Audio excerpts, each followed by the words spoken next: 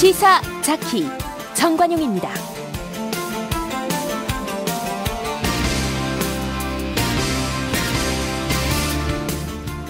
여러분 안녕하십니까? 정관용입니다. 이번 지방선거에 출마할 국회의원들의 의원직 사퇴 처리를 위한 시한이 오늘까지죠.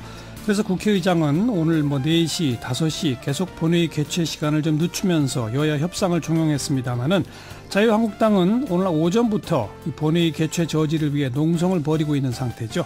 자, 지금 상황 어떠한지 현장에 나가 있는 자유한국당 성일종 원내부대표 잠시 후에 연결해서 이야기 들어보겠고요. 그리고 바로 오늘 이스라엘의 이 대사관이 텔아비브에서 예루살렘으로 미국 대사관이 옮겨가서 개관식이 예정돼 있습니다. 세계 이목이 집중되고 있고 이처럼 중동을 일촉즉발로 밀어붙이는 트럼프 대통령의 속셈은 과연 무엇일지 미국 현지 연결해서 2부 시간에 들어봅니다. 러시아 월드컵 한 달 앞으로 다가왔는데 오늘 깜짝 발표된 엔트리 명단 어떻게 평가할 수 있을까요? 한국 축구의 전설의 한 명이죠. 김병지 전 국가대표 선수 연결해서 이야기 들어봅니다. 잠깐 광고 듣고 시작하죠.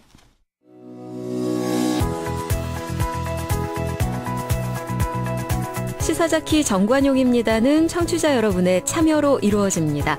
단문 50원, 장문 100원의 정보 이용료가 부과되는 문자 샵 1212로 보내셔도 되고요. CBS 어플리케이션 레인보우로는 무료로 의견 남기실 수 있습니다. 아주 편리하게 방송을 다시 들으실 수도 있는데요. CBS 레인보우를 통해서도 가능하고요. 팟캐스트 그리고 팟빵을 통해서도 언제든 지난 방송 함께 하실 수 있습니다. 자, 국회로 가보겠습니다. 오늘 오전부터 국회 본회의장 앞에 로텐드홀에서 연좌 농성을 지금 벌이고 있죠. 자유한국당의 원내부대표 성일종 의원을 연결합니다. 성 의원님 안녕하세요. 네, 안녕하세요. 성일종 의원입니다. 아직까지 자유한국당 의원들은 로텐드홀에 계속 계신가요? 예, 그렇습니다. 지금 본회의장에는 더불어민주당, 정의당, 민주평화당 의원들도 다 일단 들어갔다고요? 지금 협상은 계속 진행 중에 있고요. 예. 각 당의 입장이 조금씩은 틀리니까 예. 아마 방향을 조금 틀리게 잡는 것 같은 경향이 듭니다. 근데 어쨌든 이 시각 현재 더불어민주당, 정의당, 민주평화당 의원들은 본회의장 안에 입장했죠? 일부 들어간 거로 알고 있습니다. 전원이 들어간 것까지는 확인을 못했고요. 예. 일부 들어가겠다는 얘기를 했고 또 일부 의원들은 들어간 거로 알고 있습니다. 네, 그런 의원들이 본회의장 입장할 때 자유한국당 의원들이 혹시 몸으로 막을서 혹시 몸싸움 같은 게 벌어지지 않나 우려했는데 그런 일은 안 벌어졌다면서요? 예, 그렇습니다. 예, 지금도 그러면 이 협상은 계속 되고 있습니까? 예, 지금도 협상은 계속 하고 있습니다. 자유한국당의 입장은 어떤 거죠? 저희는 지금 원포인트 국회라고 하는 게요. 4곳 광역시도지사 나가는 국회의원들 4명을 이번에 이제 사직을 국회에서 처리를 해줘야 되는 건데. 그렇죠. 이거를 하지 말자는 게 아닙니다. 예. 이거 하자는 겁니다. 예. 이걸 하면서 지금 국민적인 의혹이 굉장히 크고 또 민주주의의 여러 가지 파괴와 유린당한 이 드루킹 사건, 드루킹 특별법도 함께 처리를 하자는 그런 입장입니다. 특검 법안도 함께 처리하자. 그렇습니다. 그러면 그 특검 법안에 예를 들자면 법안의 제목이라든지 특검을 수사 대상이라든지 특검을 누가 추천해서 어떻게 임명한다든지 이런 세세한 내용에 대해서 협상이 끝났나요? 그거는 큰 문제가 없다고 봐요. 또 옛날에 특검을 여러 차례 했었습니다. 예. 디도스 사건이라든지 MB 사저 특검, 또 최순실 사건 같은 경우 할 때 다 특검을 받았거든요. 예. 그래서 그러한 범주, 지금 말씀하신 범주에 관련되는 것들은 큰 문제가 안 될 거예요. 이 민주당이 또 청와대가 이걸 받느냐 안 받느냐의 문제지. 예. 그 원칙만 정해지면 그건 그렇게 큰 중요한 문제가 아니라고 생각을 합니다. 그런데 한 선례대로 우리가 하면 된다고 생각을 합니다. 그러니까 선례대로라고 표현하셨습니다만 더불어민주당 입장에서는 지금 자유한국당이 제출한 특검 법안은 명칭부터 문제가 있다. 이건 대선 불복용 특검 아니냐 이렇게 반박하던데요. 대선 불복은 저희가 일절 한 번도 얘기한 적이 없고요.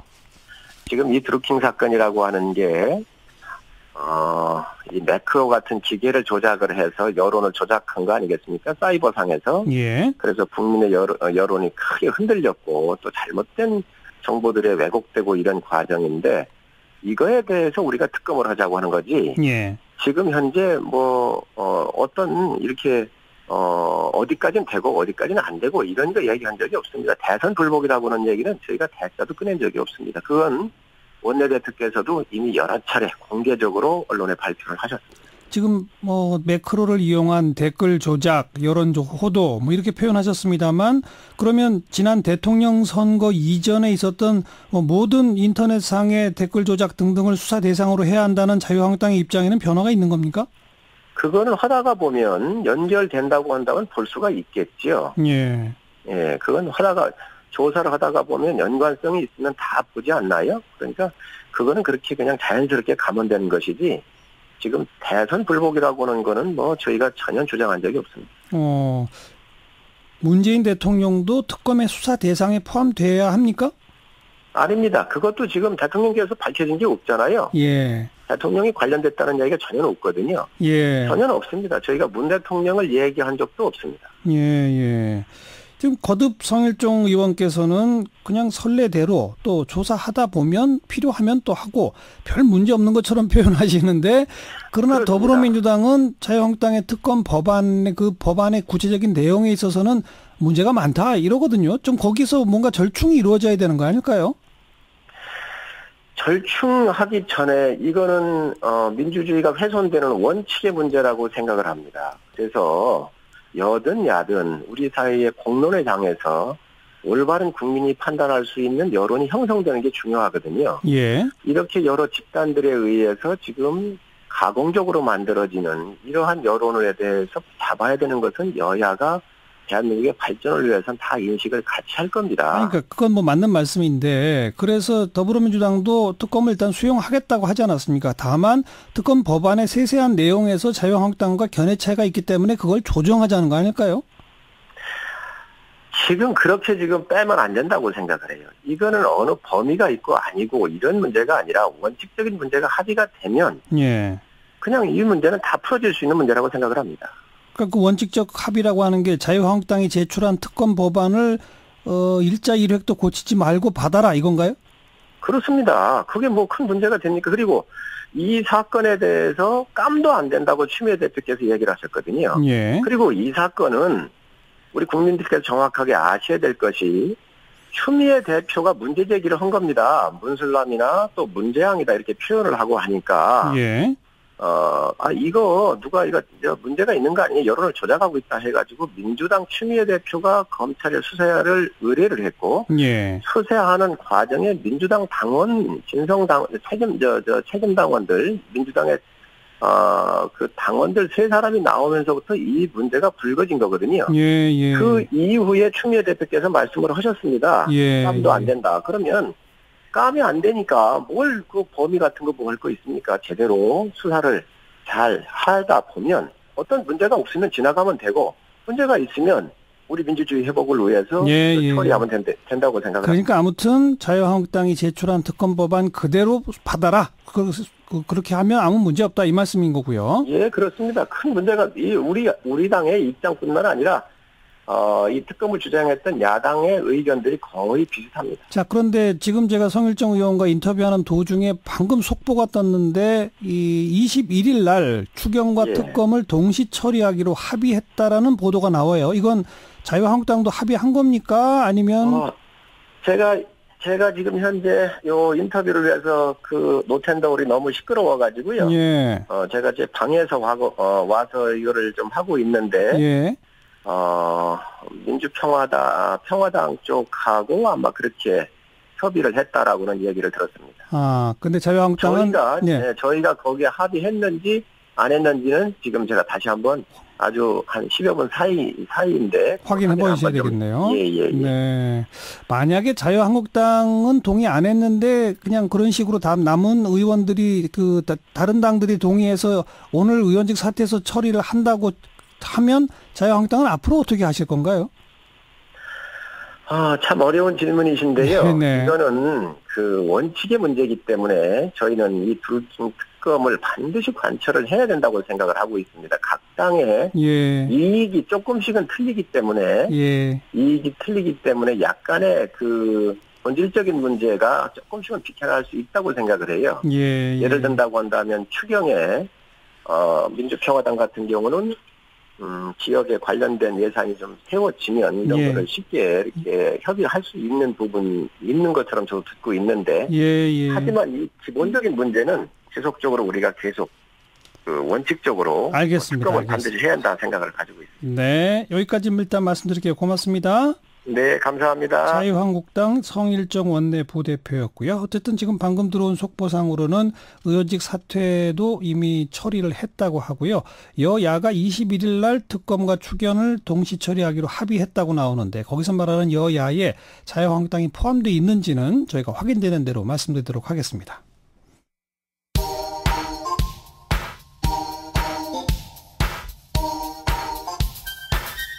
시사자키 정관용입니다. 여러분은 지금 CBS 라디오와 함께하고 계십니다. 저는 출근길 김현정의 뉴스쇼 김현정입니다. 오늘 하루 화제가 된 뜬 뉴스들 정리합니다. 프레시안의 이명선 기자 어서 오세요. 안녕하세요. 첫 번째 뜬 뉴스는요. 네, 담배값 경고 그림이 더욱 강해집니다. 암으로 뒤덮인 폐사진 대신 실제 환자의 적출 장기 수술 후 사진 같은 보다 잔인해 보이는 사진들이 들어가게 되는데요. 예. 문구 역시 폐암 위험 최대 26배. 피우시겠습니까? 라는 경고 문구로 수정됩니다. 그런가 하면 전자담배에도 경고 그림이 붙는데요. 관련형 전자담배에서도 일반 관련과 유사한 발암물질이 검출되기 때문에 암 유발을 상징하는 그림을 부착이 되고 니코틴 용액을 사용하는 액상형 전자담배에도 니코틴의 중독, 발암물질의 노출이라는 문구와 함께 경고 그림이 들어갑니다. 예. 복지부는 해당 내용의 고시 개정안을 행정 예고했으며 6월 4일까지 의견을 수렴한다는 계획입니다. 이후 담배 제조사는 12월 23일부터 새 그림을 제품에 부착해야 합니다. 이런 경고 그림이 금연 정책에 효과가 있어요? 일단 전 세계 105개국에서 시행 중일 정도로 가장 많이 쓰이고 있는 금연 정책입니다. 정부 역시 올해 초 경고 그림으로 담배 판매량이 3.8% 감소했다고 밝혔는데요. 담배값 가격 인상 후에는 청소년 흡연율이 떨어졌다는 통계치도 보고했습니다. 예. 그런가 하면 흡연자 커뮤니티에서는 담배값 인상은 서민 증세라며 복지부가 금연 효과가 거의 없는데도 경고 그림을 성과로 내세우고 있다. 적폐의 전형이다 이렇게 비판하고 있습니다. 특히 관련형 전자담배에도 경고 그림 부착이 예고되면서 관련 업계에서는 밀실 결정이다 이렇게 반발하고 있습니다. 누리꾼들 의견은 어떻게 나옵니까? 갈수록 극혐이네 이런 한탄 볼 수 있었고요. 그림은 얼마든지 바꿔라 대신 가격만 손대지 말라 이런 부탁도 있었습니다. 또 경고 그림 바꾼다고 끼견의 즐거움이 바뀌는 것은 아니다와 같은 철벽 반응도 볼 수 있었습니다. 예, 어쨌든 그래도 경고 그림 이후에 판매량이 3.8% 줄었다니까 조금이지만 효과는 있는 것 같네요. 네. 다음 뉴스요.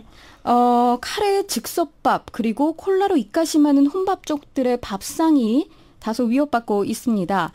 콜라, 즉석밥, 또 어묵, 카레, 라면 이런 필수 제품들의 가격이 모두 올랐기 때문인데요. 예. 콜라가 11.9%로 가장 많이 올랐고요. 이후 즉석밥, 설탕, 어묵 쭉쭉 가격이 올랐습니다. 특히 카레와 컵라면 등은 지난 3월에 비해 2% 이상 4%대까지 상승했습니다. 물가 잡겠다고 한 정부 말이 공수표가 됐네요. 최근 주진영 전 하나투자증권 대표가 문재인 정부의 경제정책에서 대통령의 리더십이 보이지 않는다라는 비판을 했는데요. 기사 댓글에서도 비슷한 지적 볼 수 있었습니다. 문재인 정부가 대북 관계는 잘했다고 인정하지만 경제는 빵점이다. 이 지경인데도 더불어민주당은 자화자찬만 일삼고 있다. 국민들은 분노하며 중소상인들, 서민들은 죽을 지경이다. 경제를 더 살려야죠, 어쨌든. 그렇습니다. 자, 또 다음 뉴스는?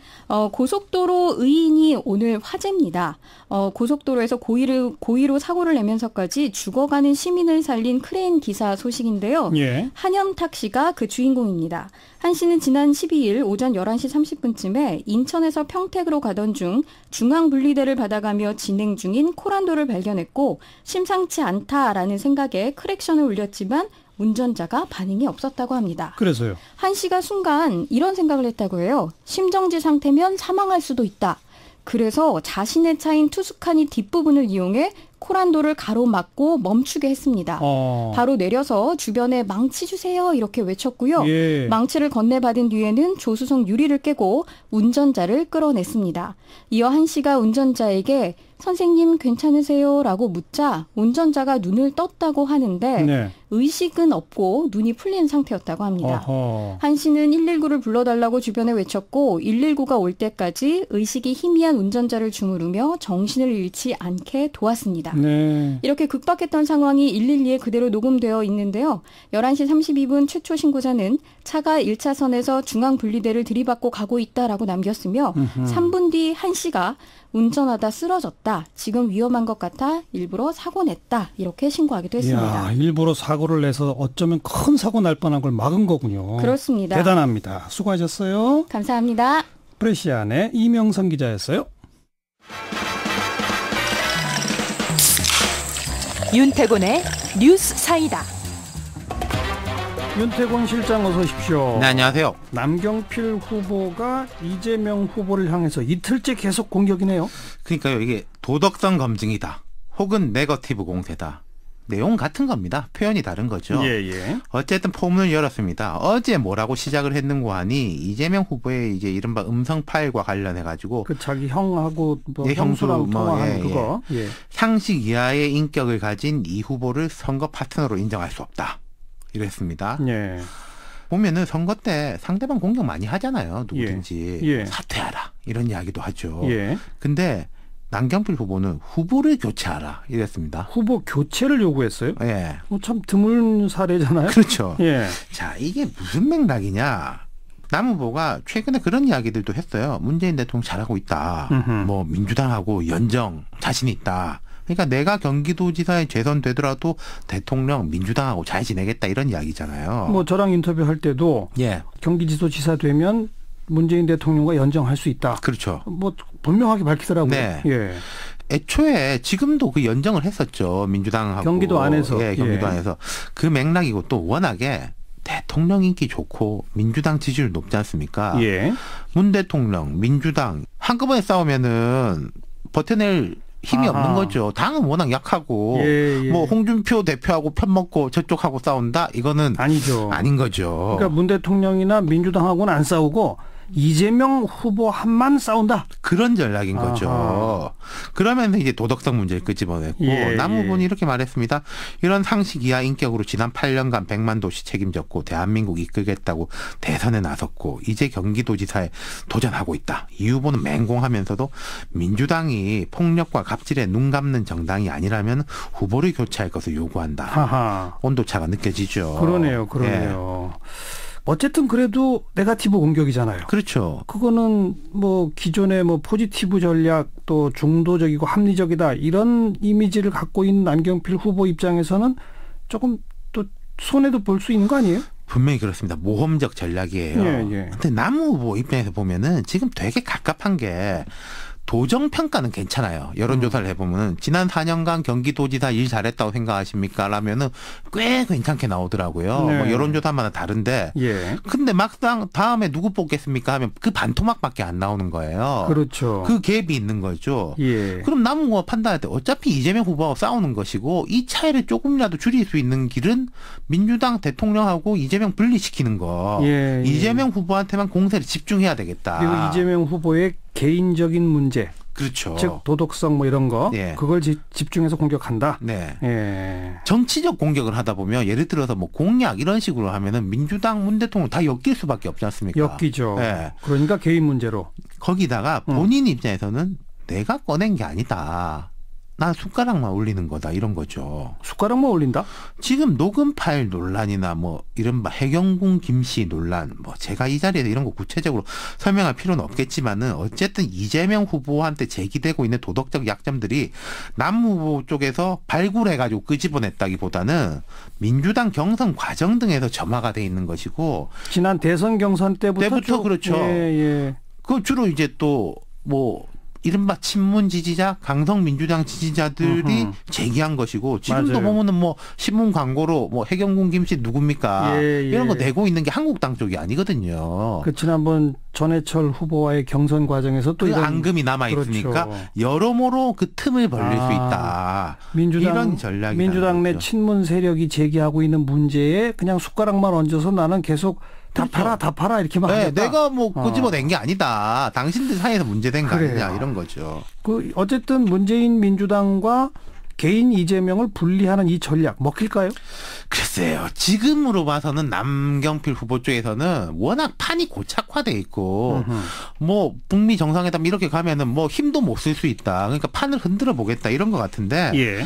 그런데 항상 네거티브는 부메랑으로 돌아오는 게 있습니다. 그렇죠. 남 후보 같은 경우에 이게 두 가지 문제인 게 좀 깨끗하고 깔끔하고 포지티브하고 합리적이고 이런 이미지잖아요. 예.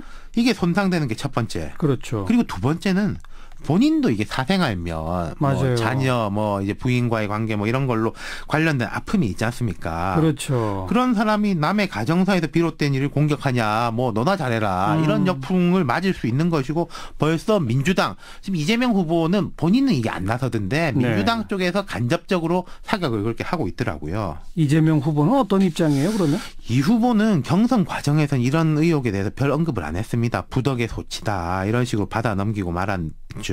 공방이 벌어질수록 일이 커지는 면도 있고 지지율이 많이 앞서기 때문에 굳이 해명할 필요도 없었을 겁니다. 예. 근데 이번에는 페이스북을 통해서 그 녹취 파일 건에 대해서는 조목조목 해명을 했더라고요. 네, 물론 이 네. 과거에 해명했던 연장선인데 예. 제 생각에 이 후보가 이 건을 가지고 구구전전 반박하고 그러진 않을 겁니다. 나 이미 해명 다 했다. 예. 심판은 도민들한테 받겠다. 예. 이런 전략으로 갈 겁니다. 물론 남 후보의 공격으로 판이 흔들린다? 그러면 또 그 대응 전략도 달라지겠죠. 근데 아직은 판이 이렇게 흔들릴 정도는 아니니까 그렇죠. 좀 더 지켜봐야 된다. 네. 아.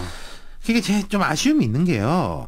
뭐 선거 분위기가 너무 안 뜬다. 우리 주말에도 그런 이야기 했지 않습니까? 금요일에. 예. 근데 여야가 뭐 좀 시끄러워지고 이런 거는 볼만한 거예요. 구경거리가 생기는 건데 이 시작이 이런 예. 사생활 공방이라면은 좀 안타깝죠. 예. 모쪼록 시작은 이렇게 됐지만은 정책을 둘러싼 경쟁도 벌어졌으면 좋겠습니다. 그래야죠. 예. 자, 수고하셨어요. 감사합니다. 윤태곤 실장이었습니다. 시사자키 1부 마치겠습니다. 잠깐 뉴스 들으시고요. 7시 5분 2부에 다시 옵니다.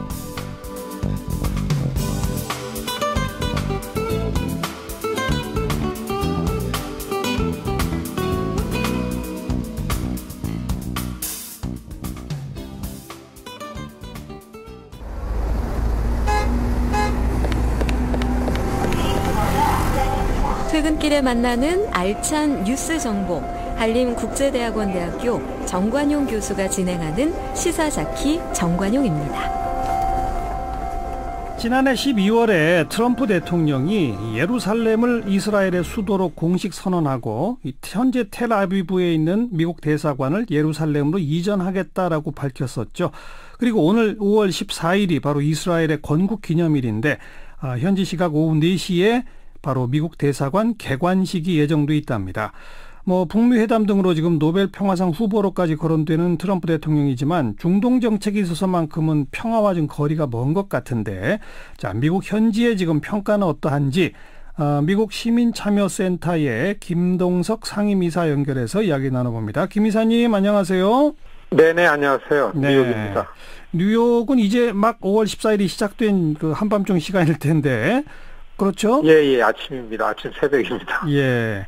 오늘 이스라엘 시간으로 오후 4시죠, 개관식이? 그렇습니다. 네.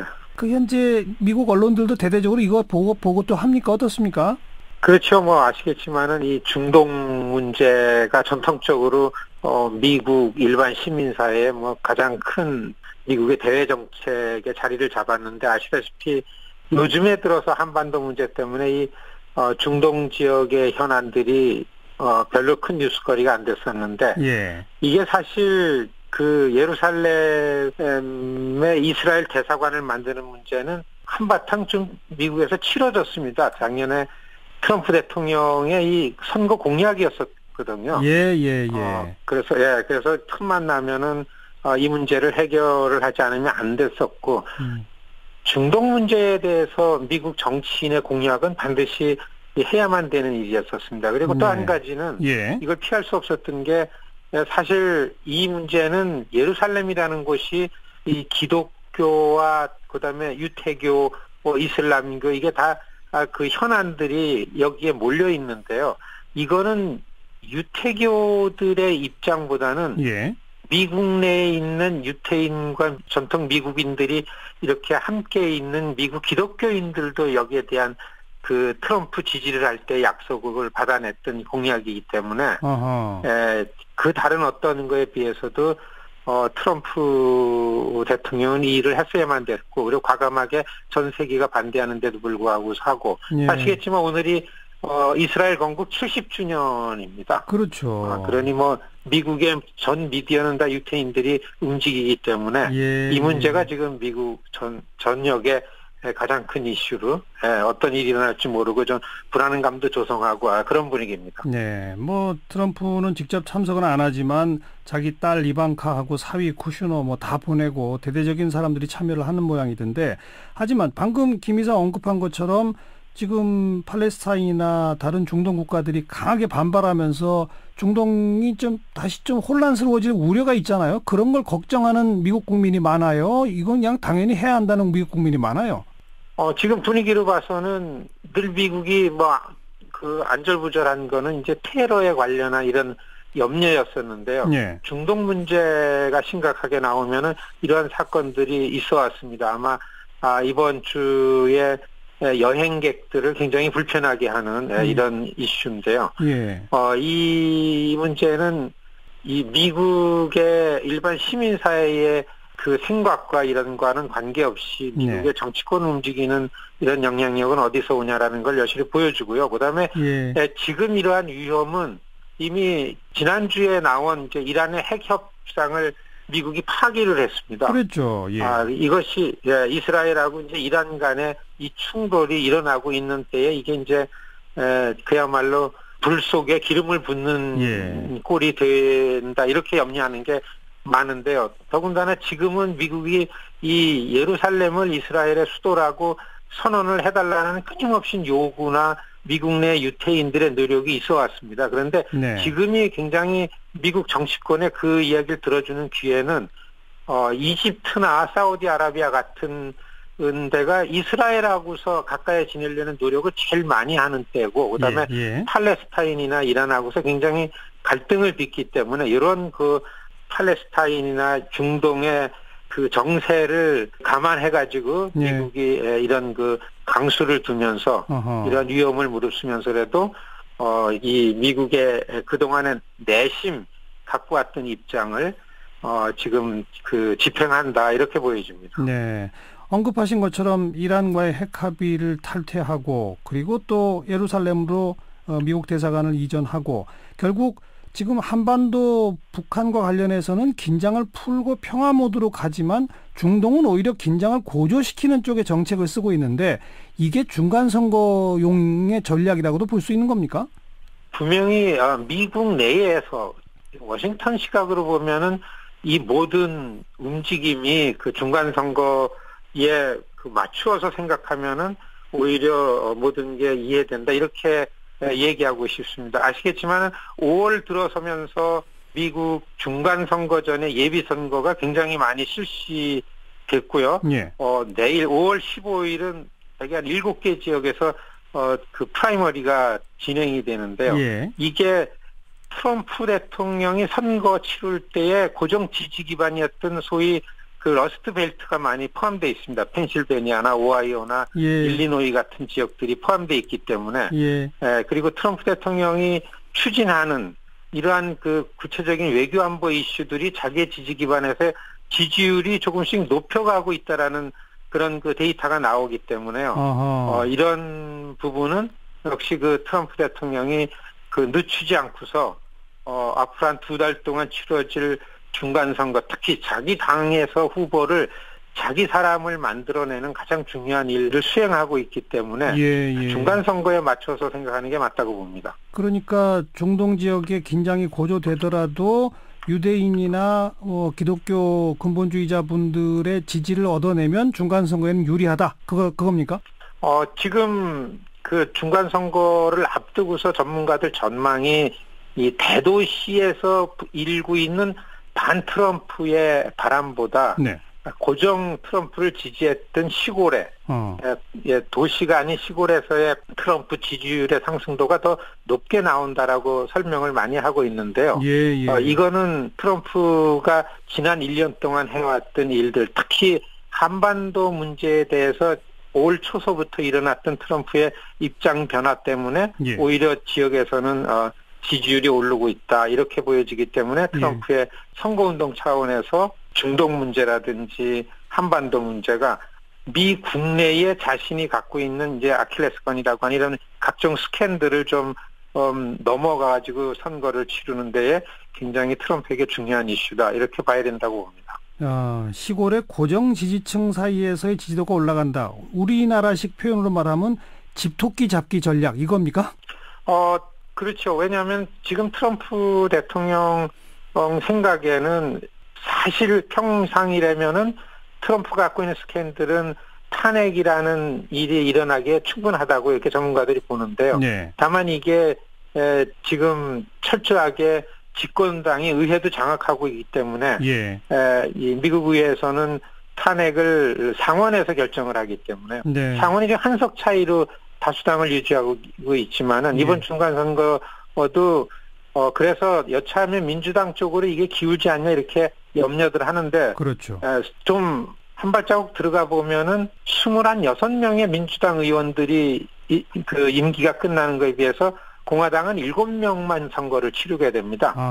그래서 트럼프는 자기가 지금 해나가는 행보를 유지하면은 상원을 다수당으로 유지하는 건 가능하고 그리고 이 한반도 문제라든지 이런 외교 이슈로 자기 스캔들을 충분히 좀 잠재울 수 있다라는 이런 자신감을 가지고 선거를 치르고 있다 이렇게 보여집니다. 네. 그런데 지금 팔레스타인 쪽에서는 오늘을 대참사의 날로 지정하고 미국이 지옥문을 열어 제쳤다 이렇게 반발하고 있고 혹시라도 또 강한 무력 충돌 같은 게 벌어지면 그때는 미국 여론이 어떻게 될까요? 이미 그런 우려가 많이 예고됐고 미국의 미디어를 통한 분위기가 이제 이렇게 미국이 위험해진다라는 이런 그 분위기가 됐는데요. 네. 사실 이런 안전 문제보다도 미국의 움직임을 보면은 미국의 이런 그 중동 지역의 정책 집행이 어떤 영향력을 받는가라는 거를 보면은 그러한 게 있다 하더라도 이 문제가 미국 사회 앞으로 그 트럼프 선거에 그렇게 네거티브한 영향보다는 트럼프를 지지하는 지지 기반들이 오히려 트럼프 쪽에 뭉치는 그 선거에는 도움이 되지 않냐. 그리고 사실 트럼프 선거는 이러한 일반적인 시민사회의 현안에 별로 크게 저촉되거나 그렇지 않아 아주 독특한 지지 기반을 갖고 있기 때문에 거기에 별로 연연하지 않고 있다 이렇게 보여집니다. 네, 안전에 위협이 있더라도 분쟁의 우려가 있더라도 선거에 도움이 되면 간다. 이게 트럼프로군요. 네, 여기까지 말씀드릴게요. 고맙습니다. 네, 안녕히 계십시오. 네, 김동석 뉴욕 시민참여센터 상임이사였습니다.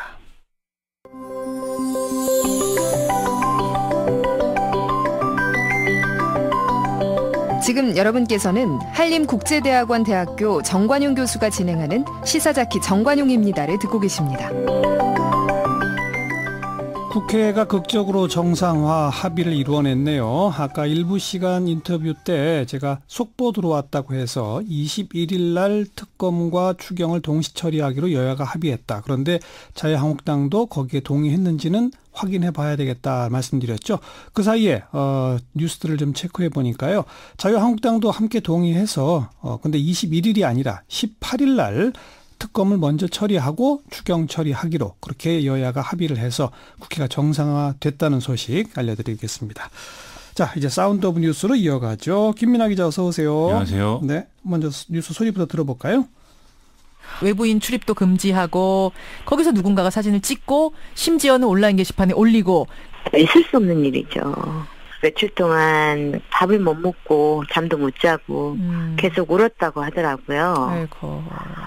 자기가 모델 일을 하는 거를 부모나 지인들이 다 모르는데 이런 심각한 일로 알게 된다면 더 상처가 크시잖아요. 나에게 너무 잔인하다 이렇게 얘기하더라고요. 그러니까요. 그 사람이 사회생활을 할 수 없을 정도로 해놨잖아요. 예. 가해자가 당연히 처벌받아야 된다고 생각합니다. 저는. 네, 저희 CBS의 김현정 뉴스쇼 소리인데 어떤 인터뷰죠? 하영은 누드협회 회장이 나와서 이제 인터뷰를 하고 있는 그런 소리였습니다. 들으셨다시피 이 사건에는 강한 처벌이 좀 있어야 된다 이렇게 강조를 하고 있죠. 그게 최근 화제를 모으고 있는 그 홍대 누드 모델 몰카 사건 그거죠? 그렇습니다. 그런데 이게 엉뚱하게 지금 무슨 남녀 대결로 번지고 있다는 기사가 많이 나와요. 이 가해자가 남성일 때는 경찰이 빠른 대처를 하지 않았는데 여성일 때는 범인을 구속까지 하는 게 성차별이다 뭐 이런 주장인데요. 일부 인터넷 카페 등에서 이런 얘기가 나온다고 하거든요. 그런데 뭐 이런 목소리가 뭐 다수다 이렇게 얘기할 수 있는 상황은 아닌 것 같고 여성단체라든지 또는 뭐 성범죄 대책 뭐 이런 걸 얘기하는 단체 이런 데는 이제 뭐 대다수 빠른 수사 또 강한 처벌 이런 것들을 원한다 이런 입장을 내놓고 있는 상황입니다. 근데 뭐 일부라도 아무튼 이건 성차별 아니냐 이런 목소리가 나오니까 경찰이 직접 입장까지 표명했다면서요. 오늘 서울지방경찰청이 직접 설명을 했는데요. 이번 사건의 경우에는 여러 명이 함께 있는 대학 교실에서 벌어졌고 또 수사 대상도 수업 참여자로 특정할 수 있는 상황이기 때문에 수사가 신속하게 진행된 것이지 어떤 성차별에 의한 뭐 그런 것은 아니다라는 것입니다. 네. 하지만 그냥 아무 근거 없이 성차별이라는 주장이 나왔을까요? 그런 느낌을 갖게 된 어떤 배경이 있지 않을까요? 그렇습니다. 경찰이 지금까지 여성을 대상으로 한 뭐 여러 가지 몰카 범죄에 소극적으로 나서온 게 사실이기도 하고요. 또 그나마 검거된 어떤 범인의 어떤 그 내용들을 보면은 대다수 거의 98% 이상이 남성이었다. 이런 이제 그 보도도 있는 것이거든요. 예. 또 인터넷에 올라온 피해 사례들을 보면 그야말로 또 기상천외한 내용들이 많습니다. 일선 경찰이 피해자에게 뭐 이거 어차피 못 잡으니까 포기해라 뭐 이렇게 얘기를 한다든지 또 몰카 피해 화면을 더 정확하게 출력을 해서 갖고 와라 이렇게 시킨다든지 하는 2차 가해 행위들을 했다 뭐 이런 얘기들이죠. 그래서 이런 과거에 대한 경험이 이번 사건에 대한 경찰 대응에 대해서 어떤 불만으로 표출되고 있다. 이렇게 볼 수 있는 대목이 있는 것 같습니다. 그런 대목들을 경찰이 스스로 좀 고쳐나가야죠. 그래서 신뢰를 회복해야 되겠죠. 그렇습니다. 당장 이제 고교 기숙사 몰카 사건 이게 시험대가 먼저 될 것 같은데요. 예. 유포 경로가 미국에 본사가 있는 SNS인 텀블러라서 이게 수사가 쉽지 않을 것 같은데 어떻게든 좀 엄정하게 대응하는 그런 모습을 보여줘야 될 것 같습니다. 또 개별 사건에 대한 대응 못지않게 중요한 게 일선 경찰관들에 대한 교육일 것 같은데요. 성범죄를 처리하는 과정 전반에서 지금 계속 2차 가해 행위에 대한 얘기들이 나오고 있거든요. 네. 이런 것들을 없애는 게 우선인 것 같습니다. 그렇죠. 자, 다음 뉴스는? 소리부터 한번 들어보시죠. 그 탈북 종업원 북송 가능성 내비친 통일부 보도가 있었고요. 그래서 그것이 잘못된 보도이고 통일부는 방송 내용에 대해서 면밀히 검토하겠다. 그런 말씀을 드렸고 그 지금 많은 탈북자들이 불안해한다 뭐 이런 얘기도 나오고 있는데 네, 제가 현재로서는 주말에 보도 자료를 냈습니다. 예, 그거 봤는데 그러니까 북송 가능성이 없다는 건지 북송 가능성을 아직 말할 수 없다는 건지 좀 말씀 부탁드리겠습니다. 좀 나중에 상황이 되면 알려드리겠습니다. 그냥 있는 그대로 봐주시면 될 것 같습니다. 제가 여기에서 그거에 대해서 해석할 만한 그런 입장은 아니고요. 기획 탈북 논란 그거죠? 그 지난 10일 날 JTBC가 이 문제를 관련 보도하면서 뭐 다시 화제가 된 상황인데요.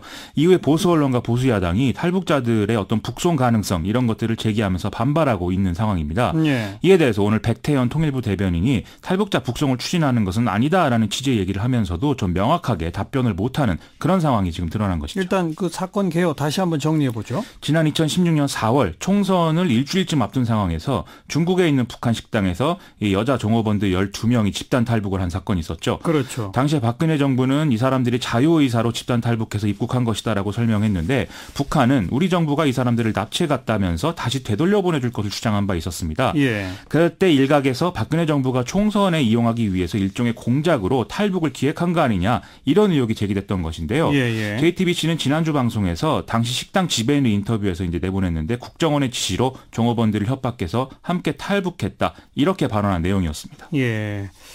민변이 박근혜 정부 관계자들 고발까지 했다면서요?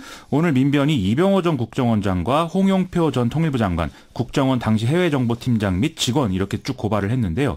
박근혜 전 대통령과 이병기 전 청와대 비서실장의 경우에는 검찰의 수사 상황을 지켜본 뒤에 추가 고소할 예정이다 이렇게 밝히고 있습니다. 지금 남북 대화 국면에 뭐 영향을 미치는 거 아닐까요? 이 문제의 해결에 있어서 그동안 이제 북한이 이산가족 상봉의 전제로 이렇게 거론해온 측면이 있거든요. 그런데 판문점 선언에서는 이 문제가 해결이 전제되지 않은 상황에서 일단 이산가족 상봉을 추진하는 것으로 합의가 된 바 있죠. 하지만 이렇게 논란이 계속 커지면 다시 또 북한의 어떤 구실이 될 그럴 가능성이 이제 없는 건 아닐 텐데요. 바로 그렇기 때문에 정부가 이 문제에 좀 조심스럽게 대처해야 될 필요가 있는 것 같습니다. 우선 빨리 그 여정원분들 한 명 한 명을 명담해서 정확한 사실을 밝혀서 공개하는 게 가장 중요하죠. 그렇게 좀 투명하게 추진하는 그러니까요. 게 가장 좋은 방법인 것 같습니다. 그리고 또 시간을 너무 끌어서는 안 되겠어요. 맞습니다. 자, 다음 뉴스는 청바지 입은 꼰대 이런 말이 지금 언론에 등장해서 화제입니다. 뭐요? 청바지 입은 꼰대? 그렇습니다. 이게 한국의 기업 문화를 고치려는 노력들이 있는데 결국 무늬만 혁신으로 귀결되고 있다. 이걸 자조적으로 표현하는 말이라고 합니다. 예. 이 대한상공회의소가 컨설팅 업체 맥킨지와 함께 조사한 결과를 보면 이런 내용들이 확인이 된다고 하고 있습니다. 어떤 결과예요? 조사 결과가? 이 보고서는 이제 2016년에 1차 보고서를 발표한 이후 상황들을 쭉 반영해서 다시 작성한 보고서인데요. 1차 조사에서 후진적 기업 문화로 꼽힌 것은 습관적 야근, 비효율적 회의, 불통의 업무 방식, 이었거든요. 예. 근데 이에 대해서 이번 조사 응답자들은 부분적으로는 개선이 됐다 이렇게 생각하는 것으로 이제 나타났습니다. 다만 이제 그 기업 문화 개선 효과를 체감하느냐 이 질문에 대해서는 일부 변화가 있지만 개선된 것으로 볼 수는 없다. 이 이벤트성으로 전혀 효과가 없었다. 이런 이제 부정적 의담이 87%를 넘었다고 하는 것이고요. 예. 또 이거에 대한 평가를 표현하는 언어에 대해서도 뭐 무늬만 혁신, 재미없음, 보여주기, 청바지 입은 꼰대, 비효율 뭐 이런 단어들이 쭉 나왔다는 것이죠. 예. 또 오히려 이런 활동이 대증적 처방에만 치우쳐져 있어서 조직원들에게는 피로와 냉소를 나타나게 했다. 이런 내용도 포함되어 있습니다. 그러니까 기업 문화 바꾸자고 했더니 청바지를 입긴 입는데 그죠? 양복 벗고 청바지는 입는데 여전히 꼰대다. 뭐 그렇죠. 이런 표현이. 그러면 이 보고서가 제시하는 그 해결책은 뭐예요? 4대 개선 과제를 제시하고 있는데요. 빠른 실행 업무 프로세스, 권한과 책임이 부여된 가벼운 조직 체계, 자율성에 기반한 인재 육성, 플레인 코치형 리더십 육성 뭐 이런 건데 한마디로 하자면 뭐 우리 기업들이 지금 효율적으로 조직을 운영하는 방법을 잘 모르고 있기 때문에 이걸 스스로 익혀야 된다 뭐 이런 얘기인 거죠. 근데 이것도 뭐 중요하고 물론 일리 있는 얘기이지만 직장인들이 변화를 체감하기 위해서는 일단 실질적인 좀 노동 환경 개선이 같이 동반이 돼야 이런 것들도 좀 효력을 발휘할 수 있다. 이런 말씀 드리고 싶습니다. 그렇죠. 자, 5.18 앞두고 오늘 송영무 국방부 장관이 광주에 갔다면서요? 오늘 송정역에서 5월 3단체 회장단과 면담을 했는데요. 이 5월 3단체란 5.18 민주화운동 관련 유족회, 부상자회, 구속 부상자회 등인데 이제 9월 달에 이 5.18 이제 이 특조위가 생기면 거기서 최근에 제기된 어떤 성폭행 문제라든지 이런 것들을 다 조사할 것이다. 이렇게 좀 이런 취지의 발언들을 쭉 했습니다. 예. 원래는 5.18 묘지를 참배한 뒤에 면담을 할 예정이었는데 이 참배는 논란 끝에 좀 취소가 된 그런 상황입니다. 왜 취소됐어요? 시민단체들이 묘지 입구에서 서주석 국방부 차관 사퇴를 요구하는 집회를 열었기 때문인데요. 어허. 국방부는 이 묘역을 참배하면서 좀 경의를 표하는 게 목적이었는데 이 집회 때문에 행사 성격이 변질될 우려가 제기돼서 부득이하게 취소했다. 이렇게 밝히고 있습니다. 서주석 차관은 왜 사퇴하라는 거죠? 이제 뭐 5.18을 왜곡하는 활동을 과거에 했다라는 얘기인데 1988년에 국방부 내에 이른바 5.11위원회라는 게 생기거든요. 이건 이제 국회가 5.18 민주화운동 진상조사의 청문회를 열기로 하면서 여기 대응하기 위한 비공개 조직으로서 설치가 된 것이었는데 예. 당시에 서주석 차관이 한국국방연구원 소속으로 여기에 참여를 했다. 이 얘기인 거죠. 아하. 지난 2월 달에 의혹이 제기됐는데 서주석 차관은 당시에 이제 사과를 한 바 있습니다. 송영무 장관은 그래서 이 차관 사퇴 주장에 대한 입장은 뭐예요? 일단 9월 출범한 5.18 진상규명위 활동에 서주석 차관이 걸림돌이 될 수 있다는 우려를 충분히 알고 있지만 자신이 장관 자리에 있는 이상은 염려할 필요가 없다. 이렇게 좀 안심시키는 발언을 했는데요. 또 이달 안에 버스를 제공할 테니까 국방부로 와서 하고 싶은 말씀 다 하시라. 이런 얘기를 하기도 했습니다. 그러니까 해임하겠다는 건 아니네요. 그렇습니다. 서주석 차관은 참여정부에서 안보수석 비서관을 지낸 바 있고요. 당시에 전시작전권 조기 환수를 포함한 국방개혁 2020 등의 기본 작업을 주도한 바도 있거든요. 그래서 차관에 임명될 때도 현재 군 내부에 좀 반발이 있었다고 하는데 문재인 대통령이 이런 좀 국방개혁의 적임자다라고 생각해서 밀어붙였다. 뭐 이런 보도도 나온 바 있습니다. 예. 즉 지금도 국방개혁을 주도해야 하는 인물의 어떤 위상을 가지고 있기 때문에 해임을 결정하기는 일단 쉽지가 않을 텐데 뭐 오해가 있다면 풀고 또는 뭐 추가 조치를 해야 될 필요가 있다면 좀 과감하게 하는 그런 필요성이 좀 있는 것 같습니다. 여기까지 수고하셨어요. 고맙습니다. 김민아 기자였습니다.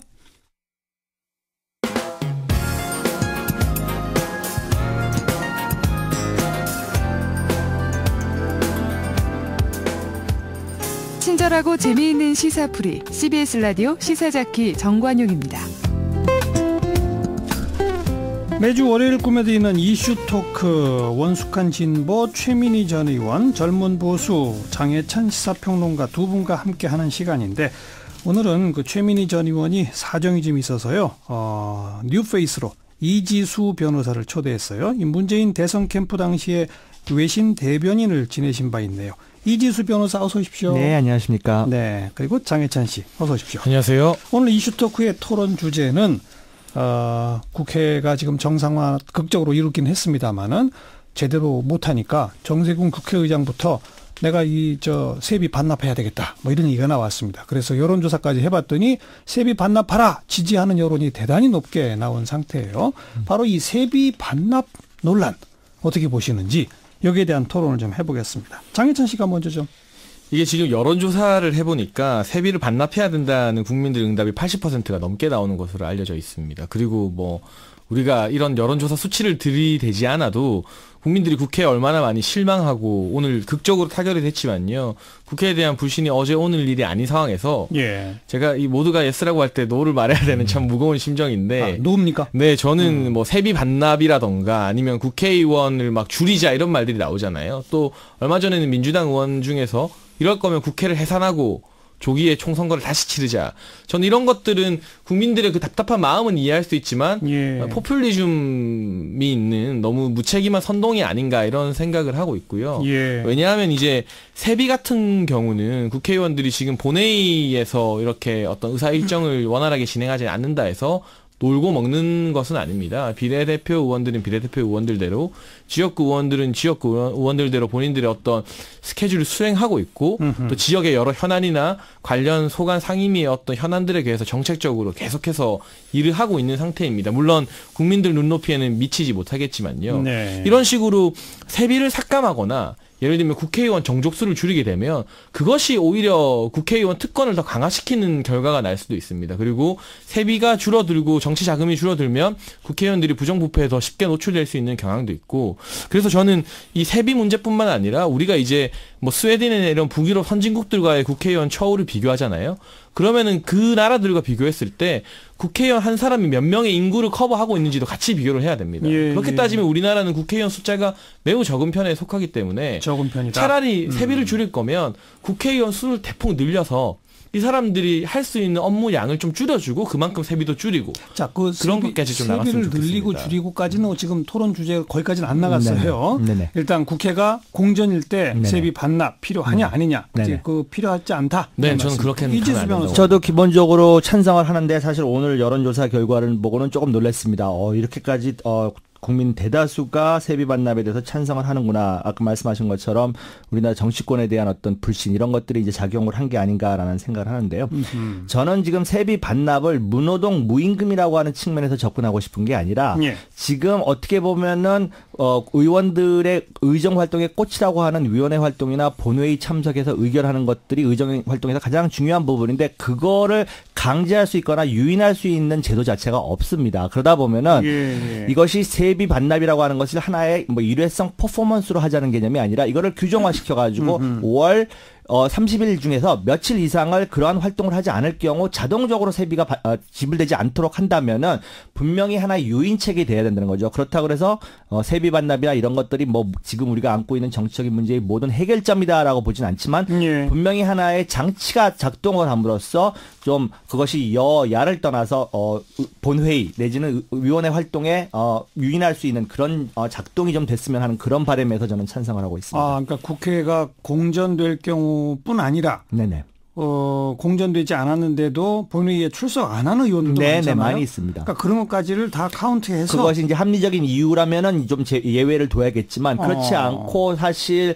국회의원 배지를 달았다는 이유에 사실 불성실하게 의정 활동을 하는 분들이 많지는 않지만 있습니다. 그런 경우까지 포함해서 세비 자체가 아까운 국민 세금이기 때문에 이것을 좀 제도화시킬 필요는 있다라고 보고 있습니다. 저런 제도는 어떻게 보세요, 장혜찬 씨? 글쎄요, 저는 오히려 그렇게 됐을 때 결과적으로 뭐 세비를 반납하게 되고 일정 부분 세비를 삭감하는 게 국회의원들에게 또 하나의 면죄부처럼 주어지지 않을까. 면죄부. 우리가 이렇게 세비가 안 받으니까 어떤 그 세비까지 안 받을 각오로 투쟁을 하겠다. 마치 단식 투쟁이 또 투쟁의 수단, 국회 공전의 어떤 수단이 되는 것처럼요. 세비 안 받는 농성 뭐 이런 것도 또 나올 것 같거든요. 그래서 그 자체가 이 국회의원들에게 주어지는 세비 자체가 국회 공전에 어떤 큰 영향을 끼칠 것 같지는 않아요. 왜냐하면 국회의원들 같은 경우는 정치자금법도 있고 지금 이 부분도 좀 심각한 문제지만 굉장히 불투명한 다양한 그 특수 활동비가 국회의원들에게 주어지지 않습니까? 그렇죠. 그런 여러 가지 문제들이 있기 때문에 이 세비를 삭감하는 게 국회의원들 입장에서 과연 우리가 세비 삭감을 당하지 않기 위해서라도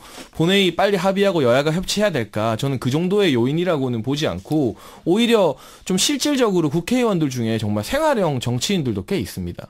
이 세비나 어떤 정치 자금을 받아서 생활을 하지 않으면 안 되는 그런 정치인들도 꽤 있어요. 정말 금수저 정치인들 뭐 재산이 몇십억 몇백억인 분들도 있지만 그런 분들에게는 이 세비 삭감이 아무런 타격이 안 되겠지만요. 직업 정치인으로 평생을 살아와서 이 세비로 자신의 생계와 또 보좌관들 어떤 대소사나 이런 걸 챙겨야 되는 국회의원들에게는 너무 가혹한 처사일 수도 있다.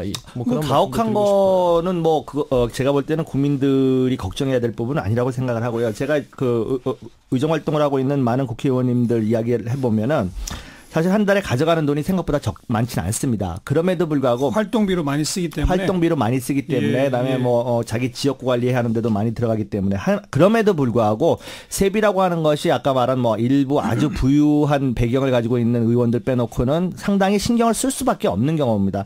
물론 세비 반납이나 이런 것들이 아까도 여러 번 지적됐듯이 지금 우리나라의 산재해 있는 어떤 정책의 문제를 다 해결하지는 않겠습니다만은 분명히 아무래도 적극적으로 협상에 임할 수 있는 하나의 유인책은 된다라고 저는 보고요. 해외와 비교를 해도 우리나라 그 국회의원들의 세비가 결코 적지 않습니다. 얼마 전에 이제 그 이영득 민주당 의원실에서 발표한 거에 의하면은 그 우리나라 이제 1인당 GDP 대비해서 4.16배에 해당하고 이것이 선진국에 비해서 상당히 높은 수치로 나왔습니다. 그게 이제 뭐 미국, 독일 같은 경우 2.9배 정도, 영국 같은 경우 한 2.5배 정도로 나왔었기 때문에 1인당 평균적인 GDP하고 비교를 해도 우리나라 국회의원들이 많이 받고요. 절대 금액에 있어서도 한국이 미국 다음 정도로 받고 있는 것으로 지금 나타났습니다. 미국 같은 경우 한 17만 불 정도 달러로 환산했을 때요. 그 정도로 받는 데 비해서 한국은 16만 달러. 물론 이것이 이제 구매력 평가지수라고 하는 환율로 약간 변경된 수치이긴 합니다만은 절대 수치든 상대 수치든 이것이 지금 선진국과 비교했을 때도 높은 수치를 보이고 있기 때문에 세비 자체에 대한 어떤 다시 한번 검토. 그다음에 거기다가 일까지 하지 않으니까 국민들로서는 분노할 수밖에 없는 거죠. 근데 그 정치적 제스처이었었겠습니다만 과거에 이 세비 반납이 전혀 전례가 없었던 건 아닙니다. 18대 국회 때 국회 개원이 지연됐어요. 그때 한나라당 초선 의원들 33명이 한 달치 세비 반납했었고요. 또 19대 때도 개원이 늦어졌어요. 그러니까 그때는 여야 의원 무려 147명이 이 세비를 모아서 기부를 한 그런 상태고요. 20대 국회 때도 국민의당이 반납한 경우가 일부 있었고 이런 것들이 갖는 정치적 의미는 분명히 또 있는 거 아닐까요? 그렇죠. 이런 것들이 어떤 국민들 보기에 뭐 좀 그래도 일을 하려고 하는데 이렇게 세비를 반납하는 사람들은 안타까운 마음이 있겠구나. 진정성을 드러낼 수 있는 이벤트일 수 있긴 한데요. 저는 어떤 이러한 일회성 이벤트가 우리 정치의 제도적 발전을 담보한다고 보기는 어렵고 그 순간 속은 시원할 수 있겠습니다만 이번에 가까스로 통과가 됐습니다만 이 특검법이나 의원직 사퇴 관련해서 계속 공전하는 과정을 보면 예를 들면 여당과 야당의 원내대표나 원내수석들이 대화를 하고 싶어도 이게 딱 대화가 정해진 게 아니라 대화 자체도 서로가 협의가 되어야 합니다. 예를 들면 이 홍영표 원내대표가 신임 원내대표로 취임을 했잖아요. 민주당에서. 그리고 그때까지만 해도 김성태 원내대표가 단식을 하고 있었는데 김성태 원내대표가 이 걱정해서 병문안으로 온 홍영표 원내대표에게 오후에 만나자고 합니다. 근데 홍 대표 같은 경우는 아직 현안이 정리가 안 돼 있고 하기 때문에 만나는 건 좀 뒤로 미루자고 해요. 저는 이렇게 뭐 단식 농성을 하고 국회가 공전하는 상황에서는 우리가 제도를 마련할 때 세비 삭감을 얼마 시키는 이런 거보다는 좋든 싫든 죽이 되든 밥이 되든 지금보다 훨씬 더 많이 원내대표나 원내수석 그리고 필요하다면 국회의원이 아니더라도 당대표가 당론에서 굉장히 지대한 영향을 미치지 않습니까? 이러한 당대표 영수회담을 강제해서 뭐 오전에는 원내대표가 무조건 만나게 하고 개원하고 본회의 열리기 전까지 오후에는 예. 당대표가 무조건 얼굴을 마주하게 하고 뭐 1시간이라도 얼굴을 마주하다 보면 그 과정에서 오늘 같은 극적인 타결이 나오기 때문에 이 대화를 강제하는 협치를 좀 속도를 불붙이는 그런 제도적인 보완 체계로 고민을 해야지 이 세비를 까게 한다. 이거는 국민들 보기에 참 속은 시원하실 수 있지만 이러한 어떤 국회 공전을 막는데 실질적인 효과가 있을지는 좀 의문스러운 것 같아요. 계속해서.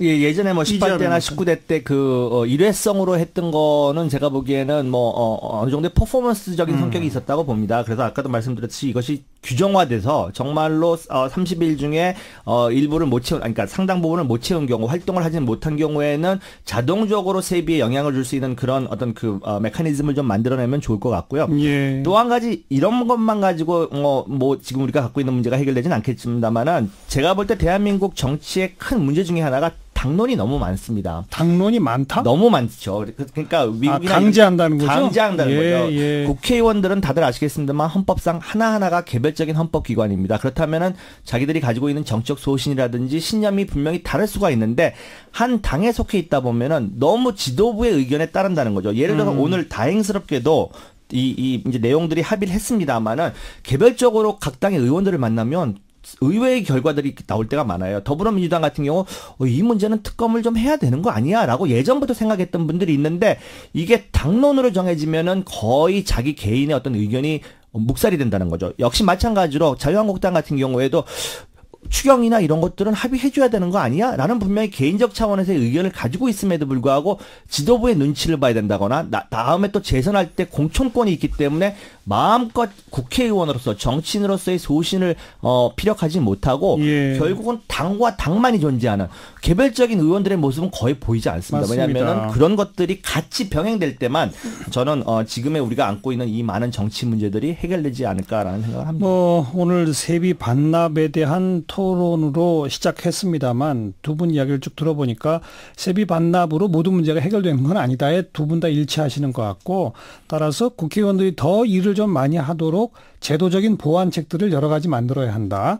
그 가운데 우리 이지수 변호사께서는 위원회나 본회의 같은데 참석률까지를 좀 체크해서 일정 정도 세비를 연동을 해서 연동하도록 하는 뭐 이런 제도를 지금 말씀하셨고 아까 장해찬 씨 어떤 제도적 개선 대안들 얘기하려고 그럴 때 제가 조금 제지했는데 좀 정리해서 한번 말씀해 보세요. 저는 이런 국회 공전 상태나 개원 이제 본회의가 늦춰지는 상태에 있어서는 제가 말씀드린 것처럼 원내대표나 또 원내 수석부대표 그리고 당대표까지 강제로 좀 대화하게 하는 어떤 그런 국회 선진화법처럼 그런 식의 어떤 대화를 강제하는 수단이 생긴다면 훨씬 더 뭐 협상이나 이런 게 좀 빨라질 거라고 보고요. 그러니까 대화를 원내대표들은 국회 공전 시 매일 몇 시에는 만나야 한다. 뭐 이런 규정이 있다 손 치더라도 얼굴만 보고 헤어지면 아무 소용없는 거 아닙니까? 근데 그 김성태 원내대표나 홍영표 신임 원내대표 일화처럼 대화를 정말 하고 싶은 의사가 있더라도 여러 가지 당의 상황이나 어떤 한쪽에서 대화를 거부해버리게 되면 이 대화조차도 서로 막힌 채 문제가 안 풀리는 경우가 상당히 많거든요. 그리고 실제로 얼굴을 마주보고 계속해서 이야기했을 때 어떻게든 국민들 앞에서 이 문제를 빨리 타결해야 된다는 정치적 책임감을 세비 삭감보다는 훨씬 더 이 당대표나 지도부들이 많이 느끼게 될 것 같아요. 아무튼 알겠습니다. 그런 뭐 대화를 강제하는 제도. 대화를 강제하는 제도 자체가 제가 보기에는 좀 우려되는 부분이 있는 게 뭐냐면 쉽게 표현을 했을 때요.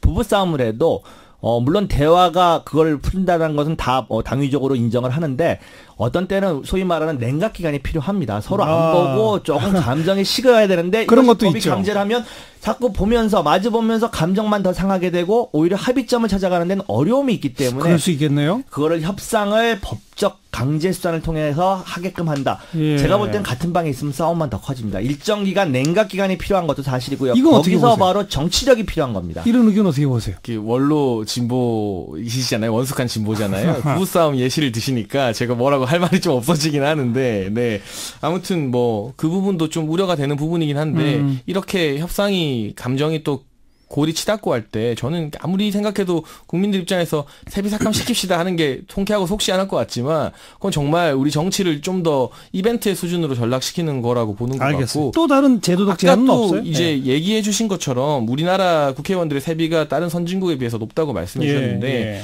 우리 지금 청취자분들도 그렇고 스웨덴이나 이런 선진국 예시 많이 들잖아요. 세비 자체가 놓고 보면 우리나라가 좀 OECD에서 상위권에 속하는 게 많습니다. 하지만 스웨덴 같은 경우는 인구가 970만 명의 국회의원이 349명인데 우리나라로 봤을 때는 국회의원이 6배 많은 겁니다. 이 스웨덴 기준으로 우리나라 국회의원 뽑으려면 우리는 국회의원 1,800명 뽑아야 됩니다. 이렇게 1,800명 뽑으면 국회의원들에게 주어지는 뭐 아까의 연장선이지만 뭐 세비나 특권 이런 게 상당히 소폭될 거라고 보고요. 지금 대부분의 주요 국가가 하원, 상원, 양원제 구분되어 있는데 우리가 이렇게 국회의원들이 본회의에서 일 안 하고 답답한 걸 보는 주 원인은 무엇이냐? 대부분의 국회의원들이 중앙정치 본회의에서의 어떤 입법이나 이런 것보다 지역정치, 자기 지역구 챙기고 다음 재선을 위해서 밑바닥 다지는데 너무 많은 신경과 훨씬 더 많은 에너지를 쓰기 때문입니다. 그래서 그 부분에 대한 문제를 우리가 해결하지 않으면 뭐 국회의원 정족수를 늘리든 아니면 지역의원과 중앙 입법의원, 상원 하원을 나누든 그런 식의 어떤 통 큰 개헌까지 염두에 둔 그런 식의 제도 개혁을 하지 않으면요. 비례대표를 확대하는 것도 하나의 방법이죠. 그것도 하나의 방법이죠. 그렇지 않으면 이 국회의원들이 본회의나 뭐 매번 언론에서 보도하잖아요. 본회의 참석률 저조하고 법안 거의 발의도 안 하는데 저 세비를 줘야 되냐. 국민들 마음 안타까운 마음이 그래서 들 건데 이런 식의 이 300명이라는 다른 나라에 비해서 세비는 많이 받지만 현저히 적은 숫자의 국회의원이 지역까지 다 커버하게 만드는 현행 정치 제도로는 이 문제가 계속해서 반복될 뿐입니다. 저는 뭐 국회의원 절대수를 늘리는 건 조금 더 신중해야 되고 보는데 그런 부분은 있습니다. 지금 보좌관 수나 옆에 도와줄 수 있는 사람의 수를 늘려야 되는 거는 저도 찬성을 합니다. 지금보다 늘려야 된다. 왜냐하면은 보좌관 숫자도 유럽 국회에 비해서는 우리 국회가 좀 많은 편이에요. 유럽하고 우리하고 좀 비교하기가 좀 어려운 게 유럽 같은 경우는 이미 제도가 정착되어 있는 부분이고 우리가 뭐라 그럴까요? 개혁이나 변화해야 되는 그런 걸 봤었을 때 유럽은 이미 안정화되어 있는 상황이기 때문에 조금 어려운 것 같은데 보좌관 그러니까 국회의원들 가서 이렇게 보면 정말들 바쁘십니다. 근데 아까도 말씀하신 것처럼 지역도 관리해야 되지 또 사람도 만나야 되지 민원도 해결해야 되지. 근데 실적으로 일을 하는 것들은 보좌관 팀들인데 자기 이제 의원실에 있는 팀들인데 그 의원실에 있는 팀이 지금 현행 9명까지 허용이 돼 있는데 이 부분들이 너무 정책이나 어떤 입법을 하는데 들어가는 시간 자체가 상당히 적다라는 느낌을 받았고요. 그렇기 때문에 300명의 숫자를 건드리는 건 국민적 저항도 있기 때문에 그것보다는 한 사람이 좀 더 깊이 있는 정말로 정책적으로 어떤 숙성한 그런 내용들을 할 수 있게끔 제도를 마련해 줘야 되는 게 아닌가 지금 생각합니다. 이지수 변호사, 장해찬 씨 두 분 다 정치권 가까이 계신 분들이기 때문에 우리나라가 세비는 좀 많을지 모르지만 의원 수가 적다. 의원 수를 좀 늘려야 한다. 유럽과는 우리의 형태가 좀 다르기 때문에 보좌관이나 이런 거 좀 늘려야 한다. 이런 목소리를 주시는데 일반 국민 정서와는 많이 다릅니다. 일반 국민들은 지금 국회, 정치에 대해서 아주 불신이 많아가지고 왜 숫자를 늘리느냐. 보좌진도 더 줄여라. 세비도 깎아라. 지금 이런 상황이거든요. 충분히 이해할 수 있는 건데요. 만약에 국회의원들이나 정치인들이 어느 정도의 성과를 내기 시작한다면은 제가 볼 때는 그 부분은 국민들도 이해를 해 주실 거라고 생각합니다. 성과를 내면 신뢰가 쌓여서 동의할 수 있다. 거기에 대한 더 많은 어떤 그 국민들 세금이 들어가는 거에 대해서 분명히 찬성을 해줄 거라고 생각을 하고 다만 지금의 상황들이 너무 난감하고 너무나 일을 안 해 보이는 모습 때문에 그런 나쁜 여론이 형성된 게 아닌가라는 생각을 해봅니다. 장해찬 씨도 마지막 한 말씀. 저는 뭐 국회를 불신하는 국민들의 마음을 이해하고요. 국민들이 이렇게 뭐 국회 총회살이나 세비 삭감까지 말하게 한데 가장 큰 책임은 국회와 정치권이 져야 된다고 봅니다. 그러나 그럴수록 이 목소리를 내는 오피니언 리더나 언론에서 무작정 그런 국회 혐오론이나 정치 혐오론에 물타기 하는 것은 그 우리 국회와 정치 발전을 위해서도 좋지 않기 때문에요. 때로는 쓴소리, 뭐 국민 정서와는 좀 반대되는 소리라도 이 제도 개혁을 위해서 국회를 그러면 일하는 국회로 만들기 위해서는 어떻게 해야 될까? 그 부분에 대해서 좀 더 심도 깊은 고민을 우리 정치인들과 또 정치 현장에 있는 사람들이 함께 했으면 좋겠습니다. 알겠습니다. 일하는 국회를 만들기 위한 제도적 보완 필요하다까지만 오늘 결론이고요. 그런데 구체적으로 그 방법론은 아직은 지금은 좀 얘기할 단계가 아닌 것 같습니다. 조금 지나고 정치권에 대한 국민의 좀 신뢰가 쌓일 때 그때 본격화될 논의가 시작될 수 있을 것 같네요. 자, 오늘 이지수 변호사 그리고 장해찬 씨 두 분 수고하셨습니다. 감사합니다. 고맙습니다.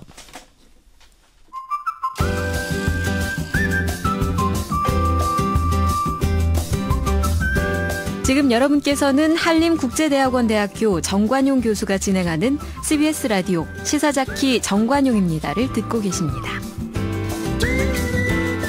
2018 러시아 월드컵이 딱 한 달 뒤인 6월 14일 개막됩니다. 오늘 신태용 감독은 예비 명단이라고 해야 되겠죠. 28명 명단을 직접 발표했는데요.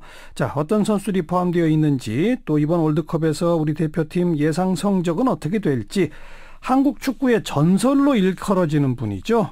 김병지 선수 연결해서 이야기 들어봅니다. 안녕하세요. 안녕하세요. 네, 오랜만에 목소리 듣는데 작년에 왜 허리 수술하셨잖아요. 교통사고 때문에. 네네. 지금 건강 괜찮으세요? 아직 회복 중이고요. 열심히 잘하고 있습니다. 그래요. 오늘 28명 명단 전체적으로 평가를 해보시면요. 기본적으로 23명 뽑을 때는 뭐 아마 좀 명확했을 텐데, 예. 요 근래에 와서 이제 뭐 부상들이 나오면서, 예. 그 부상에 대한 연료 때문에 아마 조금 고민이 많았을 듯해요. 예. 그러면서 그 부상 선수 대체할 수 있는 자원을 예. 최대한 많이 뽑아서 그 중에서 경쟁력이 있는 선수, 또 부상으로 빠져나갔던 선수에 대한 그 대비책을 예. 마련하는 느낌으로 이제 조금 더 많은 숫자를 둔 것 같습니다. 네. 최종 엔트리는 23명이죠. 네, 그렇습니다. 그거는 뭐 6월 3일까지는 통보해야 한다면서요? 네, 그렇죠. 일단은 뭐 소집일 21일이고요. 네. 그 다음에 이제 편까지는 6월 1일까지 이제 온두라스 5월 28일 두 경기를 볼 텐데. 예. 출국일이 6월 4일이니까요. 예. 아마도 1일 경기를 마치고 나면 출중식 하고 나면 선수에게는 통보를 할 텐데. 예. 아마도 제 경험상 먼저 선수에게는 미팅을 통해서 알려줄 테고. 아하. 언론에 발표되는 거는 2일, 3일 정도가 아닐까 싶네요. 그러니까 일단 21일 28명을 소집해서 28일 경기, 6월 1일 경기 두 개의 평가전을 해보고 마지막 23명을 정한다. 이거로군요. 네, 그렇습니다. 네. 뭐 예상대로 손흥민, 기성용, 구자철, 황희찬 뭐 이런 그 해외파들은 쭉 다 들어갔죠?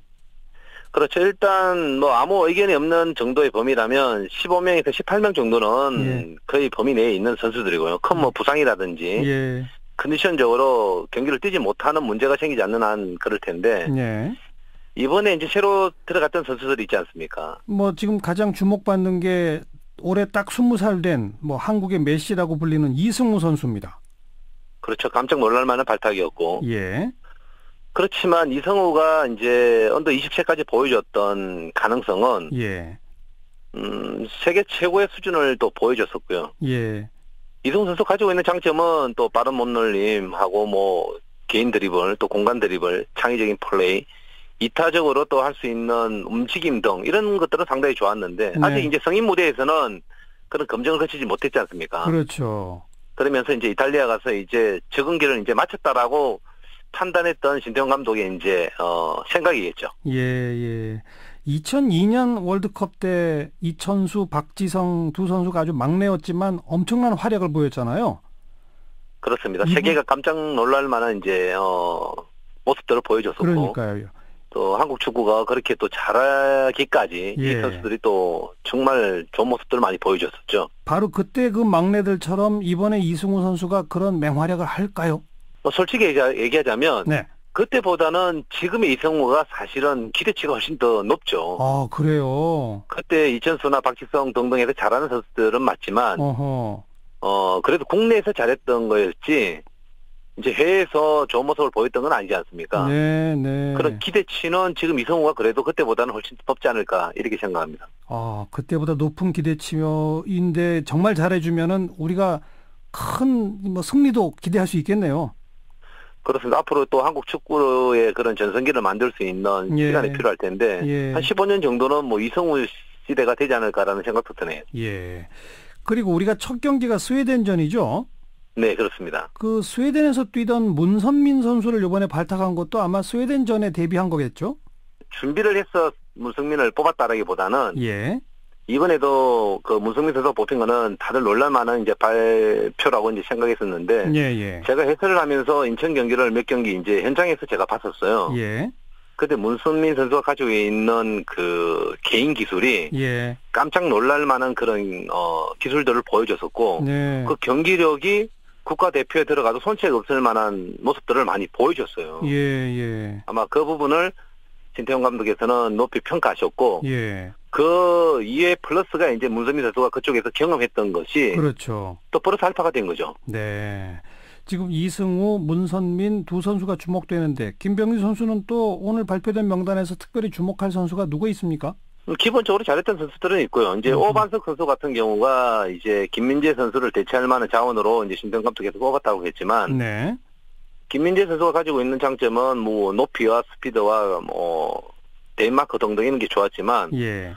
오반석 선수도 높이가 상당히 좋고 발기술도 있는 선수거든요. 예. 그렇다면 스웨덴은 첫 경기를 잘 치러야 되지만, 네. 멕시코하고 할 때 오히려 우리가 이제 체력적으로 이제 좋은 모습들을 보여줄 때, 예. 일단 지킬 때 세트피스 상황에서 한번 노려볼 만한 그런 장신의 뭐 디펜스와 공격수들이 있다라면, 네. 오히려 세트피스 승부를 걸 만한 선수가 또 오반석 선수죠. 멕시코 선수들이 상대적으로 키가 그렇게 크지 않잖아요, 그죠? 그렇습니다. 입장하게 되면 일단 체력적으로 이제 국내 선수들이 이제 대한민국 선수 좀 더 커요. 네. 그러면서 심리적으로 자신감이 업되는 걸 느끼는데, 예. 그렇다면 그 신체적인 좋은 점을 이용한다라면 세트피스에서 좋은 모습을 보여줄 수 있는 거죠. 알겠습니다.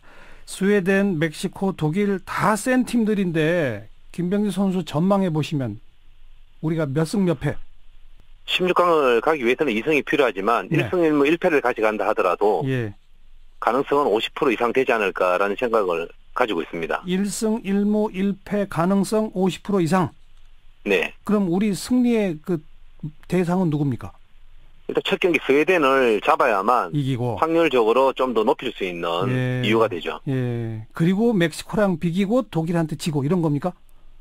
일단은 독일한테 진다가기보다는 독일이 오히려 3승을 하는 게 더 좋은 거죠. 네. 그리고 만약에 2승을 하고 마지막에서 이제 저희 나라와 한다라면 일단 2승 되고 결정이 난다라면 독일 또 그 멤버를 가지고 그대로 이제 결승까지 간다는 생각은 안 할 텐데 로테이션을 분명히 하겠죠. 돌릴 텐데 오히려 그 부분을 또 공략을 한다라면 견딜 수 있는 힘도 생기겠죠. 알겠습니다.